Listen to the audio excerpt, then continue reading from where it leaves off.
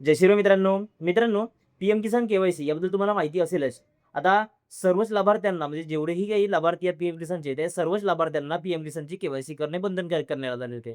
पण काल आलेल्या पैशानुसार म्हणजे 20 जून 2026 रोजी जे काही पीएम किसानचे पैसे जमा करण्यात आले, त्या तारखेपासून सायंकाळपासूनच आता पीएम किसानचे जे काही केवायसीचे पोर्टल आहे, तसेच ॲप्लिकेशन आहे, ते वर्क करत नाहीये. तुम्हाला डिस्प्लेवर दिसत असेल अशा प्रकारचे एक एरर येत आहे.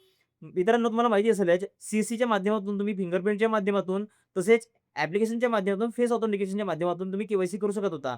पण आता दोन्ही पर्याय तात्पुरता बंद करण्यात आलेले आहेत. तर मित्रांनो, आता प्रश्न असा आहे, की हे जे काही केवायसी प्रोसेस होती, हे केवायसी प्रोसेस पूर्णपणे बंद करण्यात आली की काय? तर मित्रांनो, तुम्ही चिंता करू नका. जे प्रोसेस आहे, ही प्रोसेस सध्या तात्पुरता बंद करण्यात आलेली आहे. येणाऱ्या काही दिवसामध्ये पुन्हा ही केवायसीची प्रोसेस सुरू होऊ शकते.